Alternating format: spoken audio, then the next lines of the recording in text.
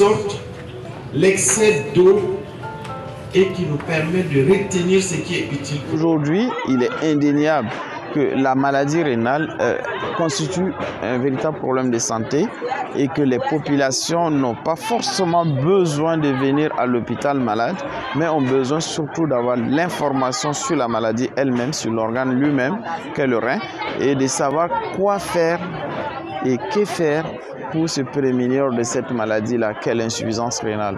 Et c'est un peu ça que nous avons discuté avec le public ce soir, parler du rein, des fonctions du rein, des complications qui peuvent survenir lorsqu'on est malade, de comment on peut contracter la maladie rénale et on a surtout insisté sur les mesures qu'il faut pour prévenir la survenue de l'insuffisance rénale, notamment éviter l'automédication, consulter rapidement les hôpitaux et bien traiter les maladies, bien se faire suivre pour les maladies chroniques surtout. Ce qui me touche aussi dans la conférence d'aujourd'hui, c'est le public qu'on a eu, un public diversifié, mais beaucoup plus de jeunes qui, dès qu'ils vont recevoir ce message sur le rein et sur la maladie rénale, vont donc avec certitude transmettre ce message auprès des autres personnes qui n'ont pas pu participer. Et nous espérons, et c'est un peu ce que les gens ont demandé, nous espérons revenir pour d'autres conférences avec d'autres cibles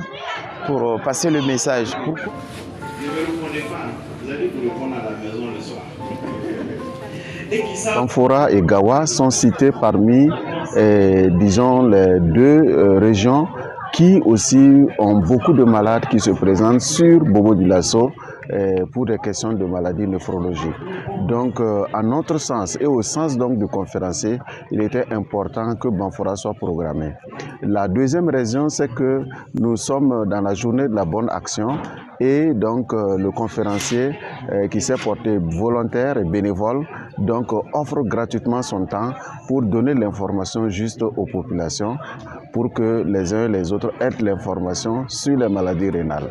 Pour nous, notre objectif est pleinement atteint parce que nous avons à peu près 200 personnes qui sont là aujourd'hui et cela est intéressant. On va donner un effort, on va faire un effort. Est-ce qu'on prend qui donne un suivi à vie? Parce que le but c'est de faire en sorte que les organes soient des gens qui sont protégés par